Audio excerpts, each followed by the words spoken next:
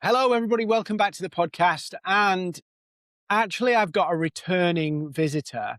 So, believe it or not, I don't really even remember this, Helen, but when I first started this, Helen came on like 5 years ago. I don't really even remember this, but Yeah, you but don't look, 5 years, wow. yeah, you don't even look any different. We got 154,000 views on that one, by the No way. way, So I really? thought, I'm languishing at the bottom of the ratings. I need to bring Helen back on to bring it back up. 154,000 on Yeah, that yeah, one? he went crazy. And was that a massive difference to what you'd normally get? It was one of the ones that actually podcast went from like, poof, and then kind of stayed like that. Yeah? Well, yeah. Love that So, for her. yeah, it's the northern stuff. It was a double whammy of northerners. So for those of you who don't know, Helen is one of the OG LinkedIn people. Like when I started on LinkedIn, Helen was already doing LinkedIn.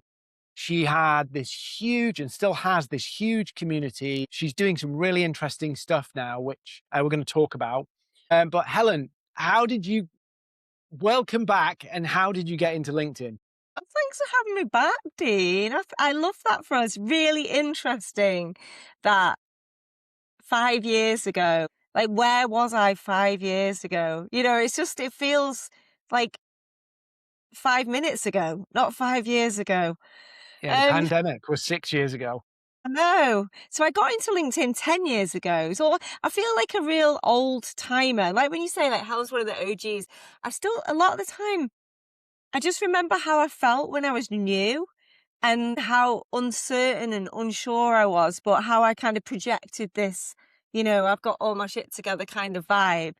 But now I do actually feel like I've got my shit together and busy. It's almost like I finally my authority and experience have met up with the kind of the way that the way that I present. Is really interesting. But yeah, I got into LinkedIn through sheer desperation. I had absolutely no money. I was in about 90 grand worth of personal debt. I was a single mom, the usual backstory, X Factor backstory. I was really, really, really broke and I needed to get some business. I needed to get some clients. I needed to get some money in that order, really. I was kind of like, I need some money. And LinkedIn really saved me. It really did. LinkedIn saved me because at that time I wanted to run a social media agency for my sins. And I wanted to connect with and work with business owners in my hometown. So what I thought was, right, okay, if I want to get 10 clients, pay me £250 a month, because that was the absolute limit of my ambition at that point. I just need 10 local business owners in Warrington, which is where I live. And I thought, how can I get in front of business owners? And I looked at networking and events that were nearby, and I just thought, I can't do that. Like I can't, at that time, I couldn't afford to go to a networking event at like £15, for example. Like it's just out of the question, because that was £15 was like packed lunches for the week and petrol for the car. And I had really severe like anxiety and low confidence. I didn't feel able to stand up and talk in front of people. That was just seemed absolutely horrendous as something to do. And with two kids under 5, like I couldn't go to a 6 a.m. meeting, right? So I was kind of like, that's not going to work for me. But I think a couple of lines down was this thing that said LinkedIn, the world's biggest networking site. And I thought, oh, that'll do. That sounds good. And, it was free and still is free. And it was easy to use. And it was obvious to me on how it would work. And yeah, I just set up my LinkedIn that day and my life's literally never been the same. When people say like there's this one thing that changed everything, like LinkedIn was the one thing that changed everything. It really was. Do you know what's really funny? So your story, I went through a split with my business partner and I was like, I hate doing this social media marketing for so many different businesses. Yeah. And I was like, they're so spread. And I've noticed the bits that we did well was LinkedIn. So I Yeah. was like, should we just sack off everything else because it's more trouble than it's worth? Yeah. And it just, I mean, it's a bit different as a platform now, but the fundamental principles of how you use it haven't really changed. Yeah, I don't think it's different at all. I just think it's exactly the same. I mean, Do you know what? The only thing I would say is different is like, well, I'll say it in the Minutely Willows is coming out now, right? That's the rough place compared to Helen's Warrington, by the way. That's the posh area. If you in my hometown, if you made it, you moved to Warrington. Helen was born there, right? So you could get away because it wasn't as noisy, you could get away with posting a bit more vague. And this is something I think you're talking about a lot more about now, as well as about really understanding what you're doing, what your expertise is, your kind of lane that you speak into. And I think maybe years ago you could just dance around and play around and it was a bit easier to just get success without focus. But whereas now you have to be a bit clearer on what you want and who you're talking to. Would you say that's fair? Well, I think so. But the way that I teach LinkedIn and the way that I do LinkedIn for myself and for my businesses is exactly the same as it was back then, though. Like, nothing's changed. So, like, in terms of like making the thing that I think I did differently to other people was that I made the LinkedIn profile about the client and not about the person behind the profile. And it's really interesting. I'm going to try not to say anything too negative on this whole podcast because I want to be love and light. But occasionally somebody will hire me to help them with their LinkedIn and then tell me that I'm wrong. It's just really interesting because when it comes to LinkedIn, I am not wrong. I am right. And what I mean by that is like the way I teach LinkedIn is the way I've taught it for the last 10 years and it's never failed. It's never been wrong. No one, the only time anyone ever takes my advice and doesn't get a result is when they take my advice and then ignore it. Like it's, if you put your ideal client in the center of your world and you make your LinkedIn profile all about them and what's going on with them, and then you write content for that ideal client and you share about who you are and why you do what you do and your personal stuff and your business stuff, and you're really, really, really consistent. That is what LinkedIn rewards above all else, consistency. You'll get clients on LinkedIn. It's as simple as that. Like it cannot fail. So from that side of things, nothing's changed. And it doesn't yeah, matter how much tech comes out, how much AI takes over, how much people, how much the kind of the culture, if you like, of some of the content might change. Those principles never, ever change. Like there's no other platform in the world where you can specifically target a job title and a location and know that that person has both a job and lives in that location. Like it's impossible to do elsewhere. So from that point of view, if you treat LinkedIn how I've always treated it, which is this incredible opportunity to create what I call a town hall that's full of your ideal clients that you get to stand on the stage and talk to about who you are and what you do. And you get to fill that town hall with exactly the right people. Like there's nothing that compares to it, even now. So it's kind of nothing's changed and everything's changed all at the same time. yeah, yeah. I think the big problem, and I've seen you talking a bit about this as well, is how do you pick that ideal client? I think a lot of people torture themselves around, but which one? So I don't know if I'm on camera. I'm going to be on camera. So I wrote this book, Dean, holding up the book for the tape, by the way, if you're Yeah, listening to this. I'll get Yeah, you get the link. the lower third. Yeah, so I wrote the book, which is Ideal Client Attraction and Spiritual Practice. And I wrote that book in 5 days because it's easy for me to write about a book about something that I've been saying for 10 years, right? And the reason why I wrote the book on it is because people really struggle with it. And it's so convoluted and it's so criticized and people mock it as a practice and ideal client avatar work and all that kind of stuff. However, again, for the last 10 years, 100% of the business I've seen, I've been behind the scenes of which there are hundreds of thousands. The problem is always that they don't understand their ideal client. And that doesn't matter whether they're a multi-billion pound global conglomerate and I'm in a boardroom, up in a, 20th floor overlooking bloody Big Ben. It's the same. I sit down in that boardroom. I'm like, right, let's talk about your ideal client. And everyone looked at me blank, Yeah. and Well, they've spent hundreds of thousands of pounds on consultants, but they've still not really sat down and thought about it properly. Same as if I work with a brand new freelancer who's like, well, I can help anyone with money. It's the same thing. It's the same thing. It's just different scale. So the it's book is designed to put everybody back in the center of their business and really understand who they are first, then what the offer is, and then who the client is for that. Yeah. and I think that's because if you think about, and I often say this as well. So if you don't know who that person is, you don't know why your product, service, or whatever matters. Yeah. You don't know what to post about. You don't know anything. You're just guessing. I Exactly. saw somebody the other day, and I won't say names because we'll get in trouble. Right. right?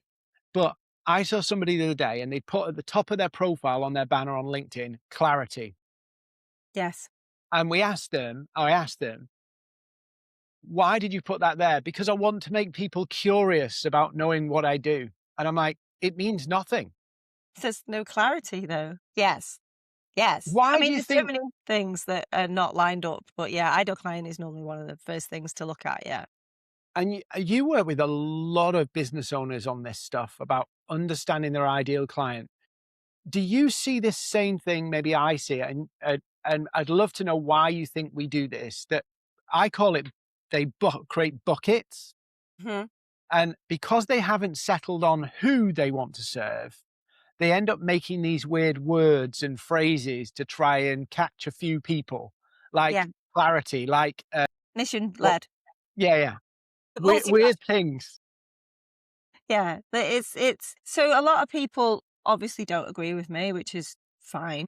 It's disappointing for them, but it's fine because if everyone agreed with me, then we'd have no fun. But ultimately, if your business is not performing how you want it to, it is because you are not speaking to your ideal client in the way that is making them fall over themselves to apply to be your client. Yeah. And I have been in this situation as well. I am my own best client. Yeah. I've just been through a huge a repositioning. I've been through a huge transformation of my expert identity. And in the middle, it's a mess. Yeah, and it is a mess. Even when you're an expert in this stuff, it's a mess. But you've got to be so brutally honest with yourself. Like, if I was speaking directly to my ideal client in a way that was compelling them to want to work with me, I would not have a problem in my business. Like, I would not be overcoming any objections. I would not be wondering about what to think. I would not be wondering where my next client is coming from. Like, it's all just symptoms of this problem that if you haven't got the clarity and that person cannot hear you and feel you when you speak to them, you've got a problem. So one of my programs is firmly targeted in writing at people who are stuck at 2 to 3K months. Yeah, this is for you if you are stuck at 2 to 3K months. That is the language that I use. Now, there's be people that are stuck at under 2K and there'll be people that are stuck above. But the idea is most people can build a business and make between 2 and 3 grand a month, even if they haven't got clarity on their ideal client or their offers or who they are, really. Because you know enough people to know enough people, to talk to enough people, to get enough clients and a few referrals and all the rest of it. And you can kind of just get the odd post that lands at the right time. But that's the point. If you cannot get past that, to scale past that, which is not necessarily a bad thing. Like 2 to 3K months is also a horrible place to get stuck because you're kind of making enough to live, but you're not making enough to like have a great time. You're not making so little that you think, I'll just go and get a job. So it kind of gets people stuck in this point, where people are sort of going, when are you going back to work? But they're also not going, you must go back to work. When I say they, I mean their husbands. But like, that point that people get stuck at. But to move past that stuckness, the plateau, you have to get laser focused. And a lot of people think you've got to go broader. You've actually got to go more specific. More specific you are, the more of a specialist you are, the more money you can charge, but also the easier it is to get clients. And the easier it is to get a yes, a compelled move towards you. Like I know that when I write and I write properly, and we can talk about that because I think there's two ways of doing content. So I've got a theory on that around killer and filler. When I write properly, the people that come towards me do not need convincing that I am the person to help them. Like, they know on a soul level, on a spiritual level, which is why I talk about spiritual practice, they know that I'm the person that can help them and they feel safe to come towards me. So, Mhm. but you've got to get that connection. If you haven't got that connection, then people just put you in a bucket. Yeah. Talking about buckets, like you just put yourself in a bucket of anybody who can fix this problem. But when you are really specific in who you are, what you sell, and who you sell it to, those three things have to be really specific across all three, then it's easy for people to make a decision. They don't need to be sold to because they're pre-sold. Do you think though? I often think about this. Why are people so afraid to do that? Because there's obviously there's an element of, am I going to be rejected? And there's an Yeah. element of what if I make the wrong choice?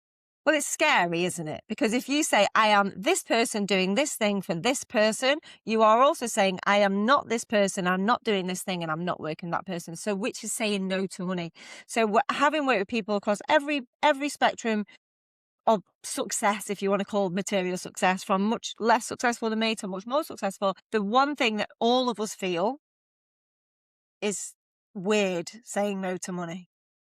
Because we want to make loads of money, and we want, and that's a good thing. And I am a big fan of money, and I love money, and money loves me, and all that kind of great stuff. I love making money.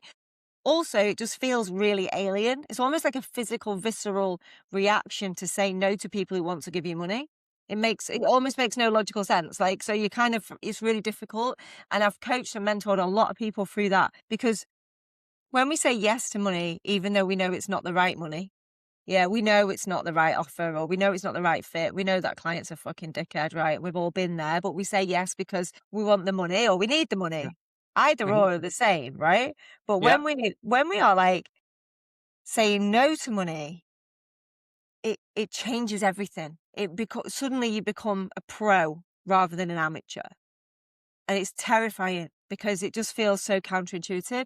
But when we can do that and get really clear, whether it's through our marketing or just through our actual sales process of saying no to people, it feels wrong, but it's once you get used to it, that's the bit that will shift you into that next level, if you like, of success.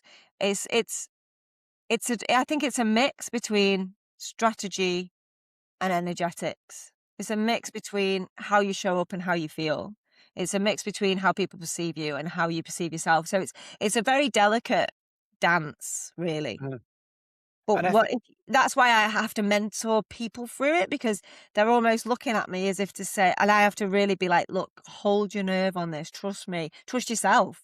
It's all going to be okay. We're going to say no to this client, no to this money, no to this business partner, no to this opportunity, because we want to focus on this that we've decided is the thing that we want. And it's almost like the universe goes, oh, haha, that was a test and you passed it. Here's the riches you were hoping for, So it's hard though. It is hard. And I would honestly say, sat here in front of you, like July 2026, like it's been really hard for me, because it would have been so much easier for me to go, forget that. I'm just going to go back to being the LinkedIn woman because that's easy and it's fun and it's profitable and I'm good at it and I've got the authority for it and I can do it and people know me and I don't need to rebuild any more expert identity. It's kind of like I could have just coasted on that over and over and over again, except I couldn't do it on a energetic level, spiritual level. So I've put myself into the abyss and I'm just sort of coming out the other side now. But it's been tough, and it is tough to say no and say, actually, that's not what I want anymore. I want this instead.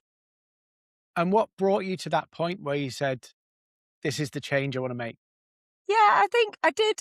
Like a lot of people, I think COVID was a huge impact on me, my business, my life, loads of ways, positive, negative. It was a real existential crisis. And obviously, I was extremely privileged to survive and thrive in that period. Not everyone was, of course.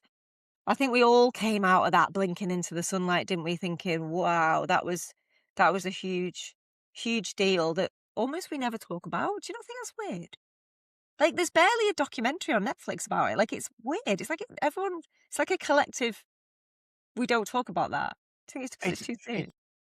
it's so strange because, like, we don't talk about it very much, and we also seem to underestimate the impact it's had. Like, everything that we're going through right now, the inflation, the economic problems, is all because of COVID, and it feels like it is hard out there at the moment. There's a lot of uncertainty, and it feels like everybody's forgotten why we're here because basically the world stopped. It's weird. I think it's been really weird, actually. And the further away from 2020 I get, the weirder it becomes, actually. And you just think, I feel like the first couple of years after, everything just sort of went back to normal. Well, it wouldn't. I mean, I met and married my husband between 20 and 22. So, like, that was a big change for me. Personal branding disaster, changing your name at the peak of your kind of like success. But anyway, he said I didn't need to change my name, but I wouldn't be getting married to him. So it was a choice. No, I could have kept it professional. Anyway, it doesn't really matter. So, change my name, change my identity, right? Hugely changed my identity anyway. And sort of carried on doing the LinkedIn thing. And the two things happen really. One is my daughter started her business and she started doing LinkedIn stuff as like a done for you service when she was 17. And so for sort of 2 or 3 years of her building that business up and becoming more successful, that was kind of coming to that, like, she was almost like training wheels were off. She was really getting going. She's getting her own personal brand going, and really annoyingly out surpassing me on her content and engagement, because what can I say? She's younger, cooler, more gorgeous than me. But she was really coming to that point where she was almost like ready to take over. I was getting to that point post-COVID where we'd had a real financial, like most people in business, it was like the best and the worst of times. Like, I had a great 2020 and then a terrible 2021. Like, I made $1 million in 2020 and I made £564,000 in 2021. Like, it was a fucking boof. Do you know what I mean? It was like nothing we'd ever seen, because it was just so, like, say, so unstable. If half the people were like, this is amazing, I'm going to invest in more training and coaching and mentoring, great, because we're all at home. And then it was like, but I can't pay my bills. It was almost like the great optimism of, right, we're all going to learn. If you had a training coaching business, I'm sure you'll have seen this. Right, we're all at home, let's invest in our personal development, basically. Whether that's making sourdough or learning to play the piano, or I'm going to learn more about my business, which was obviously great for me. We had a big boom. Then 2021 comes and we realize, actually, we're not all just going to get ungrounded any minute soon, and we're going to be going through this for quite some time. And then it was like, whoa, I can't afford to pay any of those payment plans that I've put, and our spreadsheet. You used to have, like, we used to watch a spreadsheet of all the payment plans, and you'd have because obviously I do everything at scale. So I got hundreds and hundreds of people on payment plans, thousands probably at one point. And that we'd have a little red, when the payment failed 3 times, we'd get a little red mark, and someone would ring them and see if they were okay and what was going on and all the rest of it. Well, I call it like the tsunami of red. Suddenly it was just like, everyone just stopped paying their payment plans. I was like, oh, it was a horrific bloodbath of mess financially. But I mean, I'm fine. My children are fine. That's the most important. But, it was really, really challenging. So that was difficult. But then I was kind of like, okay, well, we go again, we rebuild. And, we came out of lockdown, and I was doing my challenges and doing my 5-day challenges, doing my launches, selling the same thing to new people, running ads and all the rest of it. And everything was kind of like going all right. And I hit what I've just talked about, which is a plateau. I was just like, wasn't pushing on. It wasn't kicking on. There was no growth. It was just same sort of, I spend 10 grand on ads. I'd do like 70, 80 grand on a launch, maybe 100 if it did really well, or 50 if it did quite badly.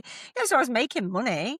Mm-hmm. But then again, we were losing payment plans. We were doing it. Like, people were just different. I don't know. Like, it felt like people's commitment changed in some ways. I don't know. It just felt different energetically. But then I realized that if every problem is a leadership problem, I had to really start to look at myself.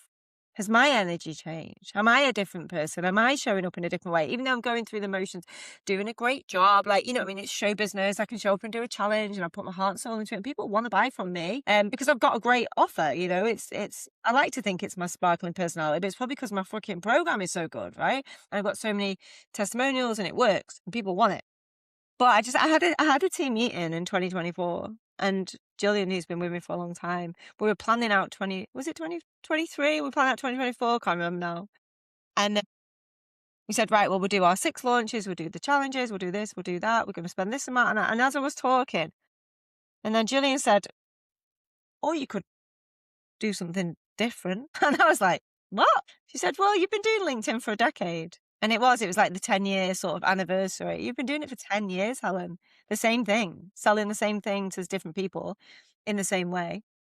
Why don't you, what about doing something else? Because I'm doing a lot more coaching and mentoring and more one-to-one and more like of the stuff. And Gillian said to me, what about all this, the ideal client that you talk about? And what about the identity stuff that you talk about? And this alignment and all this kind of stuff that you talk about all the time, because Gillian listens to every call. This is the stuff you're talking about. You don't even talk about LinkedIn anymore. It's almost like, yeah, the LinkedIn stuff's in the portal, but this is how we're going to do the identity work and the ideal client work and the visibility work and the mindset and the energetics and all that. She said, just talk about that. Like, stop trying to put it in a LinkedIn friendly box. And I was like, really? And I just felt so excited about it, because I just thought, yeah, I have been doing it for a decade. It's a long time, right? To be talking about the same things. And, do I need LinkedIn Premium? No. What do I write on my personalized connection request? Nothing. Like, how many times do I need to post a day? As many times as you want. Like, what I mean? Like, answering the same questions, So I felt really excited about that. And that was around December time. And And that was it. I just said, okay, no more. And I wrote the book in 5 days in January, bought the book out, Ideal Client Attraction, a Spiritual Practice, came out as a, more of a spiritual kind of business mentor rather than just being pure hard-paced strategy, and really helped people focus on their expert identity. So this is the thing before the thing. This is the thing that I realized that if LinkedIn didn't work, this is why. Because you hadn't got Mm. this shit nailed on. You talked Yeah. about clarity. If people don't really know who they are, they don't really know what they're selling and why that's important to them, and they definitely don't know who their ideal client is, then no strategy is going to work. Doesn't matter whether it's Right. LinkedIn, Instagram, TikTok, email marketing, funnels, website, you know, It all comes out of that same thing, it doesn't it? all comes out of that. So the book really is the foundational work. It's the thing before the thing that I would want everyone to read before they even wanted to work with me, because that's the thing that's missing from everybody I've ever seen who's stuck. And so I really wanted to have that as my legacy piece of, like, I genuinely do believe that everybody in business should read my book. That's why I give it away for free, because I want to know 1 million people have had my book for free so that I can sleep better at night thinking I've done my bit. Because so many people I know, so as you get more successful, you hang around with more successful people, you get invited to things, you get talking to people, and you realize that everyone's got the same problem. We all teach strategy, or we do done for you, whatever, but if they haven't got this bit nailed on, if they don't know their ideal client, they don't know who they are, they don't know what they're selling, everybody's strategies, memberships, mentoring, coaching, events, none of that really worked properly because they hadn't done that work. So it's my public service for all of us who run programs and Look, the groups blunt and truth is mentoring. you just balls everything up. Without that bit, foundational bit, It's a mess. everything you balls everything up. And that's what the reason that I think that pushed me timing wise was AI, because I thought, wow, years ago, someone didn't have clarity and they'd just bumble about in the corner of the internet with no clarity and not make it much money, and then get sad and give up and go back to a job, right? Which is sad, but if I couldn't get to them fast enough, then that was what happened. Now with AI, you can magnify that mess into an even bigger mess and put yourself in 1 million different places at once so the whole world can see what a mess you are. And it's terrifying. So I was kind of like, whoa, whoa, whoa. If we're going to, and I'm a massive AI fan, supporter, I've got AI startups, like who hasn't? But if we're going to adopt AI, we're going to have to, because AI is adopting us, whether we like it or not. We've got to get this foundational stuff right. We've got to get the stuff that we're putting in. If every voice note you put into Claude has to come from you knowing these things beforehand, otherwise it's just a mess. So the AI really helped, really spurred me on to kind of get this stuff right, because without it, it's just, it's magnifying mess, and I need everyone to get the foundations right. Yeah, I mean, the beauty of AI is it gives you access to way more stuff that, before you just couldn't get to. I like to think about AI as like, if you were really bad at something, it might bring you up a little higher. Mm, But if you're already good at something, it'll probably make you dumber. yeah, Like for an example, if somebody's very, very good at a certain type of coaching, no amount of AI will help you get better at that. But if you're bad at copywriting, like horrendous, it might make you a yeah, little bit better. yeah. But that whole piece of, well, actually, what am I saying to who? You can't really, again, you can't really use AI to do that if you haven't decided what it's about, why it matters, who it is. It can definitely help, but you've got to do the inner work first. And that's what I think people don't maybe understand about my work, is that really ideal client work is not about the ideal client at all. The way I see ideal client work is it's all about you. Like, it's all about you and what you want. And when I talk about what you want, what I mean is what inside you wants. And AI can't tell you what inside you wants. It can't tell you how you feel. It can give you what I call Goldilocks in, so it can give you ideas like, you earn this amount of money or this amount, like which one feels better, and you can go hot and cold until you kind of, you can be kind of coached into the inner work. But ultimately, I haven't got this is what's so weird about the work that I do now, is I don't actually have the answers. And for like an overachiever, annoying teacher's pet who always had the answers, and that's why I got bullied, but now I make a business out of it. It's really weird, because I have to just keep saying to people, what do you think?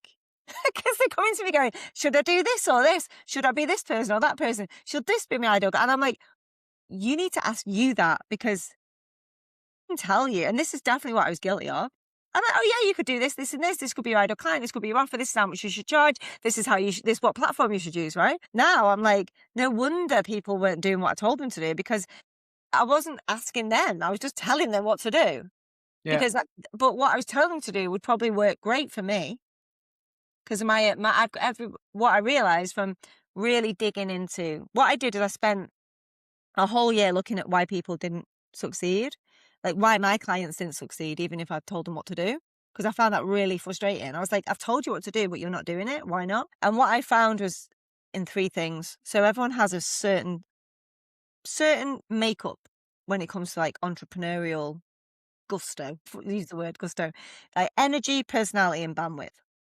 So everyone's got a different type of energy depending on who they are and what they are and how they're feeling. And it could be different today than tomorrow, to be honest, particularly in women. But, different level of energy to, draw upon. Everybody has a different personality. Yeah. And everyone has a different bandwidth. And the bandwidth could be practical, logical things like I've got 3 kids in 3 schools, so I've got to do 2 hours of school runs a day. But it also can be energetic or emotional or responsibilities. So again, I was like, fucking bandwidth. Like, I'm a single mom. I do all this stuff. I've made millions, blah, blah, blah, blah, blah, until one of my kids got sick. And when she was really poorly, I was like, oh, this is what it means to not have the bandwidth, right? Yeah, it's like, I see, energetically, I can still do the things, but my heart and soul is with my daughter. I can show up Yeah. and do it, but I'm not really there. It's like a cardboard cut out of me, right? And I think until then, I didn't really, really get the concept. And again, you've got elderly parents, or you've got illness yourself, or you've got, getting a dog. I mean, Christ, my husband thought that would be a great idea to buy me an overbred designer dog, give it me on Christmas Eve. I was like, are you trying to get me cancelled, Stu? Like, I can't even post about this because people will be like, dogs are for life, not for Christmas. Sausage dogs are massively overbred and have back problems and all this kind of stuff. But I was just like, but it's affecting my bandwidth massively having a puppy and a dog. And it sounds a bit silly, but it's true. It's like having a toddler. So there's bandwidth, energy, personality, and bandwidth. And if you don't work with those things, you're just telling people to do things that they're never going to do. They'll do it for a bit, but they won't be able to do it consistently. It's a bit like, I don't know whether, well, where were we? Was it 5 years? Yeah, 5 years ago. So that was like middle of the pandemic somewhere. Mm. And around 2022, 2023, I had that same kind of feeling of like, I don't want to work this way. Mm-hmm. Even though we got quite a lot of corporate work, I was Mm. like, I don't want to work this way. And so we went through a kind of maybe 23, I think it was, kind of a brutal phase. We had like 50 full-time staff. And I went, I'm dying here. Yeah. I am dying under this. Yeah. So we I had actually 11. came That was down. enough. Oh, 50. Yeah, we came down to 29. And that was awful because obviously, crying CEO story, it wasn't nice, but I'm the bastard for doing it, obviously. Yeah. But it Yeah. was like, I am working for my business. This is the wrong way round. Like Yeah. with 50 people, I should be sat on somewhere Yeah. else. Yeah. And Yeah. I Yeah. wasn't.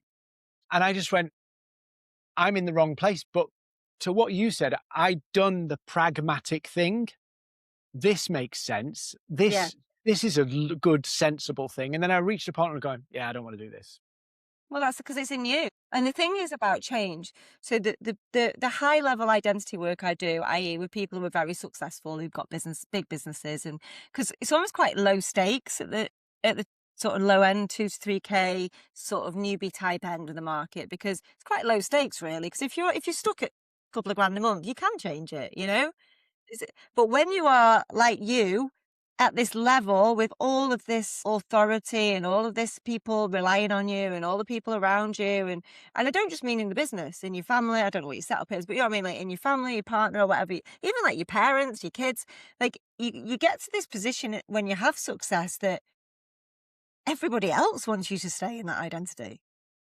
Like everyone's got an agenda, not necessarily a negative one, but still, everyone's looking at you in this position. I call it like the gilded cage, right? Because from the outside, it all looks great. I was like, wow, you've got what you wanted. You've achieved your goal. You are doing what everyone else wants to do. And I run a thing called Off the Record, which is like for 7-figure business owners. And we call it just first world.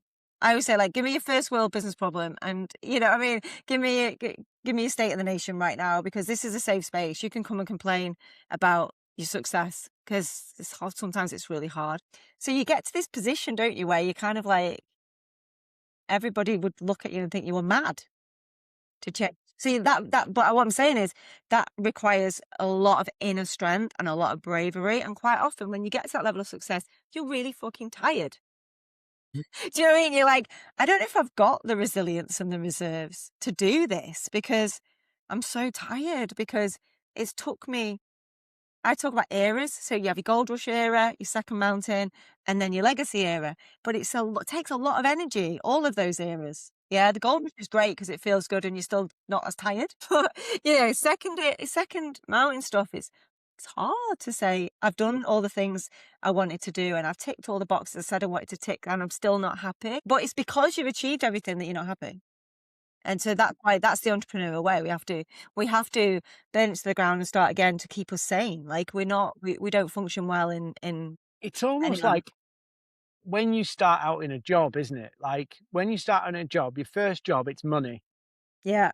And then you start to get pickier and pickier about how you earn your money. Yeah. And I think it's that same journey as a kind of business owner. You know, you start out and it's like crazy, crazy, crazy. Let's do what it is. Then you get, how do we make the crazy, crazy a bit more efficient? And then it's like, yeah, I don't want to do that crazy, crazy anymore. Yeah. Yeah, exactly. You become much better at knowing yourself. And I think in business, and I had a bit of a weird epiphany, because I was like, shit, I'm not 23.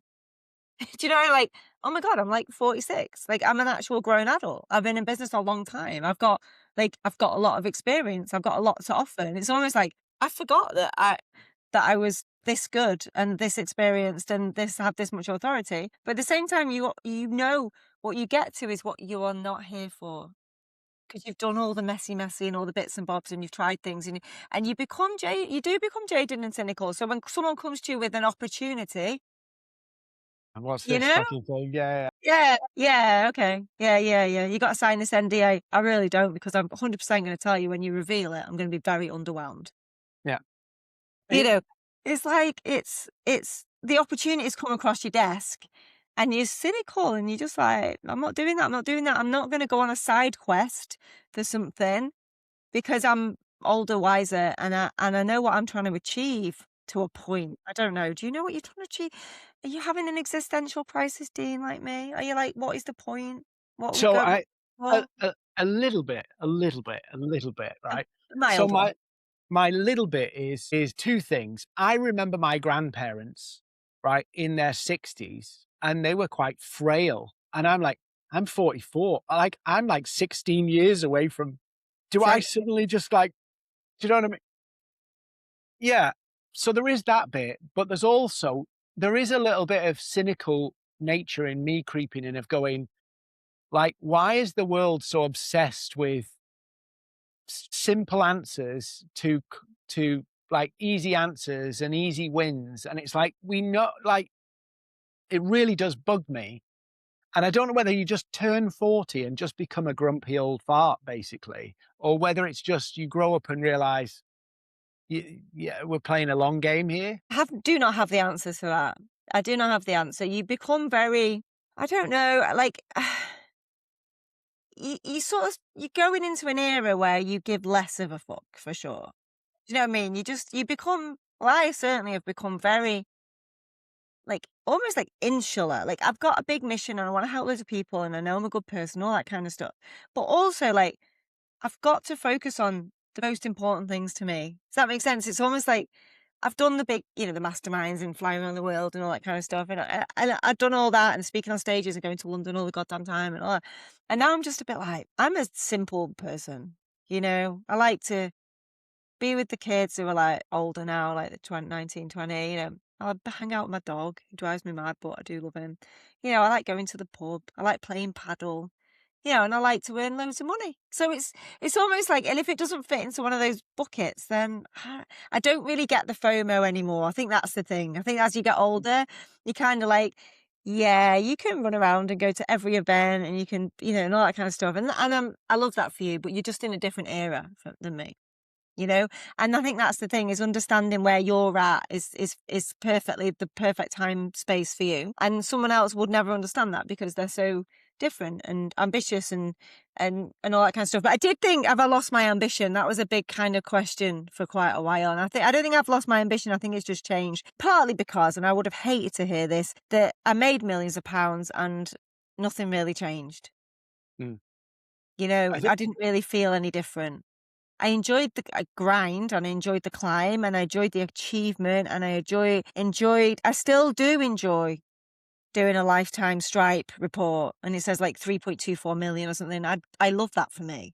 I think, well done you. You did what you said you were going to do. But I do feel like I've lost a little bit of the at all costs that I had in spades pre-COVID. I was like, let's just go, go, go, build, build, build, scale, scale, scale, more, more, more. Now I'm like, I made 1 million in 2020. I still only took home 200 grand. So I'm a bit like, I'm sure there are easier ways for me to earn 200 grand a year than that, you know? Yeah. I But I've think not quite figured it out still. I saw I a just make post 200 grand a year, but I don't take 200 grand a year home now. So I need to work on that. But I saw a post from, Matt Hall, I think. He'd just done a launch on yes, Facebook. he did. Yeah, he did. I've never met him, but he seems a Yeah. nice bloke. I see him on Yeah, Facebook he's quite a a good bit. guy. Yeah, I got a lot of time. I've only known him for a year myself, but yeah, he's all right. And I saw a post of his where he was sat in his car, and he'd just done I think a 200 grand He did. launch. Yeah, he did. And he was saying, it's 200 grand. And then he actually broke down where all Yeah. that went. And I Yeah. thought, you know what? That's the honesty of, like, because everybody hears the big number and doesn't realize so much ads, Yeah. affiliates, all that kind of stuff. It's a hell of a lot of work. Yeah. And you know, I would, I've never done launches. I've just been services, services, services. So Right. so what you did with your launches and stuff would terrify the shit out of me, because you're basically building everything for this one moment. And I'm like, what Yeah. if it, I mean, It's terrifying, but that's what makes me feel alive. So yeah, it's that's just, the I don't thing. know. That's the It's just like, personality, though. what if you balls it up? I do balls it up. I've had more failures than I've had wins. I just don't really talk about them as much because it's not as good telly. Like I've had launches where, I've spent 1 grand on ads and I've made 10 grand. It's nothing to really write home about, but I'm still making money. But then again, I go into rooms and I'm like, oh my God, I did my launch last week and I only made 20 grand. And people are looking at me like, that's amazing. But I'm used to doing 200 grand launches. So I'm just like, that's terrible. But the maths is data, right? I knew I was only going to make 10 grand before I even did the launch, because the launches always extrapolate the same. So it's just data. It's just numbers on a spreadsheet, really. But it's just, I love so part of my like human design is like about building in public. Like it's about needing to be witnessed. So for me, just quietly making money, it doesn't do it for me. Like I need people to watch me do it and be like, wow, you're amazing, or wow, you've gone through a real hard time, and wow, you've really overcome it. Like I'm on, I need to be the main character, but I also need to have people watch me. I'm not saying it's right or wrong, that's just my makeup. Yeah. And it's like, it's just different, isn't it? But now I'm feeling a little bit like, I think I'm ready for more of a quiet, let's just make some quiet money. And Mm. it's really interesting because when I meet people and talk to people, I'm like, yeah, I could just do some consultancy for you for like 20 grand and just no one would need to know, and it'd all be fine. So and I'm doing loads more deals. That's what I'm doing more of at the back end. More like, you need my skills. I know I've got the skills. I don't particularly need the money per se right now. So instead, let's do a deal. Like I met a guy at a dinner and I was like, look, I know that you need me and I know he's a surgeon, he's got a clinic. I said, I really think I can help you. Just move the dog. But I said, just instead of paying me 5 grand a month, just pay me 1 grand a month and let's do a deal on how much money we make as a result of what I tell you to do, kind of thing.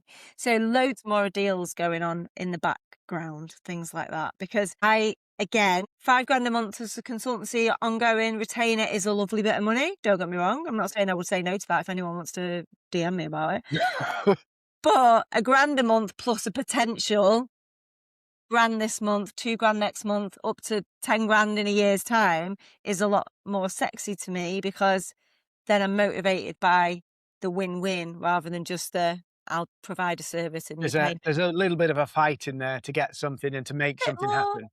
bit more like, "Oh, we're in it together," you know? It's a bit more Yeah. like, it's like having a business partner, but because you're sharing the wins as well. So I've done Mhm. that with lots of different people over the years. Sometimes it works really well, sometimes it doesn't work as well, but I always say to people up front, I'm willing to take the risk.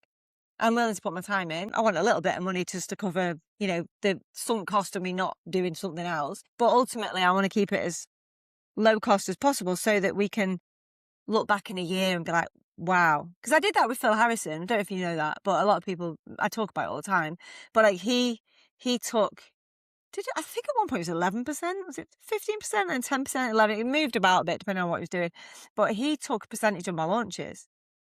So he consulted with me. He was like my right hand guy. He was basically my therapist, let's be honest. He was always like, we were just like best mates, like business partners, really.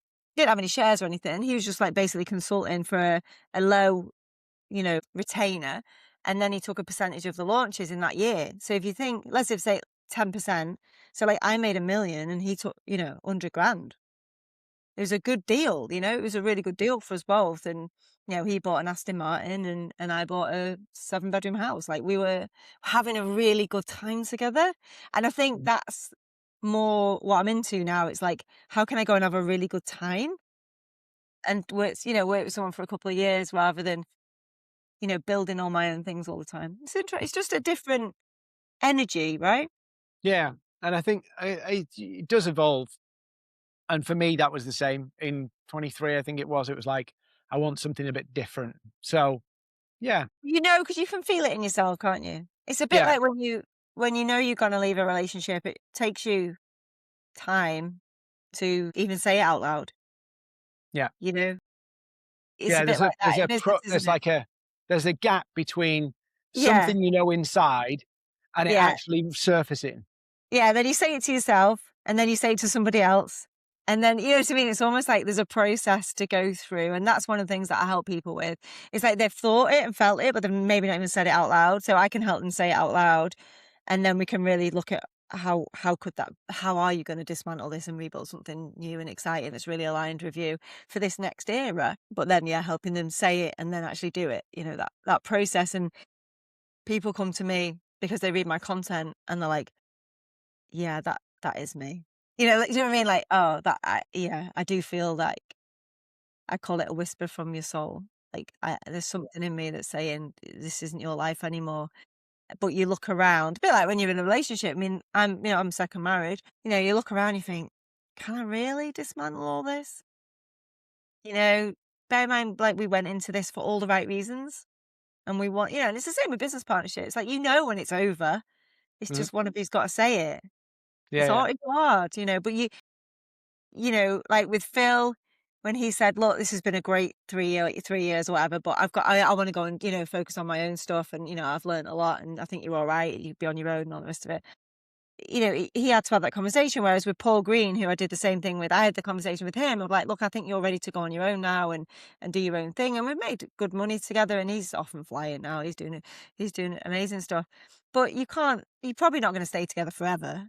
It's like Mhm. most relationships, really.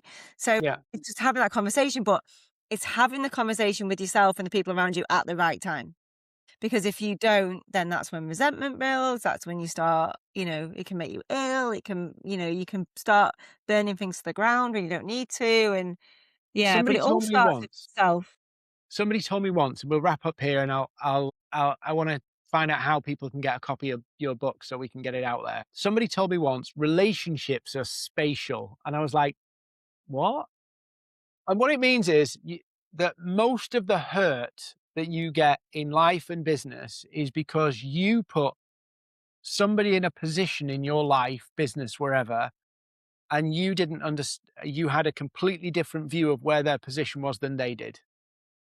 And so Right. some people come into your world for a time. Some Mhm. people come into your world and they should be an associate, and you Yeah. position them as a best friend. And Yes. most of the hurt in life, most of the frustrations and difficulties in life are putting people in the wrong place. Yes. That definitely has happened, and I think, again, as you get older, wiser, more experienced, you get better at that. But that has definitely happened to me in the past. I've had some disastrous business partnerships, and if you're one of them, I apologize. I was not in the right space, and, I've obviously put you in the wrong place. But yes, I've had people very upset because they thought it meant we were gonna be really good personal friends, or I've had other people be upset because, like, they've not felt like it's been balanced for whatever reason, like the expectations weren't set. So, like, I'm much better now when I go into it, what I just call a deal. Like, I'm just gonna offer you a deal, you can take it or not. I am more preoccupied with putting them off than encouraging them. I try and tell them all the bad things that could happen. I talk a lot about how we're gonna extract ourselves from this when we need to, because we will need to, and I'm very much, yeah, I'm much more cynical. Not cynical, just more honest and open than maybe I was brave enough to be before. Difficult conversations are difficult, right? But I think, yeah, if you're going to go into business with people for whatever reason, like you say, whether however that relationship is, I think we've all probably had more things implode and go horribly wrong than we'd like to admit. And part of that is on us always, and definitely on me a lot of the time. But I think you're really right about the putting people in the wrong space and place and it's just a mismatch of expectations or understanding, isn't it? Yeah, I'm very kind of silo thinking. So, when I'm working on something, everything else vanishes. And Dave in the office here, he says to me, like, most of us work remote, but 2 days a week we're all together. So I nice. was like, we can work whenever. And he said, no, no, no, no. We're going to work one day in the office, at least one day, me and you in the office, because otherwise you'll forget I exist. Yeah, I have that object impermanence. I'm like, who? Yeah. What? Yeah. I just go, In the zone. yeah. Yeah, but that's a superpower in itself as well, right? Well, a superpower and a flaw when you realize you got 976 unread WhatsApps. Well, they can wait. They can wait. Yeah. Helen, how did they get hold of your book? So the book is available, I think it's available on the website, helentudor.online. If not, it should be. But I'll give you the link. It's just, I think it's helentudor.online/free book, maybe, Yeah. guessing. But I'll get you the link. We'll put it on the description on the podcast as well. Please, that would be Yeah. amazing. And I would love everyone to read it. It's a conversation between me and you, and I want you to read it as that. It is as good as being in person with me and for me to talk you through it. It really is. It's designed like really the sessions that I do for like £1,000, so it's a way for you to get your shit together before you do anything else, before you spend any more money. But the good thing is, when you do this work, everything that you've invested in works. It's the thread that pulls it all together. So let's say you've got a hard drive full of courses and programs that you've never executed on. Well, that's why, because you've not got this stuff sorted out. So when you get this sorted out, you're going to be so excited to take it to the world. You'll be dusting off all of those Google Docs and all of those school communities that you're in, and it'll all suddenly make sense. It'll be like, now I see how I can use this tool, this tactic, this guru advice, this platform, this strategy, like everything will suddenly get into focus where it was all a bit blurry before. So nothing's wasted. No time, no money has been wasted. It'll all start to work. Yeah. And if anybody's listening to this who has got a course, a program, runs a community, teaches people, mentors people, or even does done for you, if you ever want me to give you the book for the free, like, just pass the link around anyway. It's not gate kept at all. There's no payment on it. So you can just pass it around. Or if you ever want me to come in and speak to your people, like, I'll come in, because ultimately that will help all of your stuff work better if this work is done first. The identity piece, it's once it's nailed on, everything will work better, which is good. Saves us all a Awesome. lot of problems. Bro. Amazing. Helen, hopefully it won't be another 5 years. No, I know. And hopefully this will be your second biggest podcast appearance. Reinvigorated my views by bringing you on. I know. Love that for us. Awesome. Thank you so much. I'm going to put the link to the book, Helen's book, on the description. So grab it there. And you can find Helen on Facebook, Facebook. LinkedIn, Yeah. Instagram. Instagram. She's TikTok. everywhere. I keep YouTube. gonna say Helen Pritchard, though. It's gonna take a while to get Helen Tudor. Well, you can. I'll answer to either, but yes, I'm under Helen Tudor on all my accounts pretty much now. But yeah, if you're googling me, then you can Google Helen Pritchard and Helen Tudor. You'll find me. Awesome. Helen, thanks Thank for you coming so on. much, Dean. Thank you. Bye.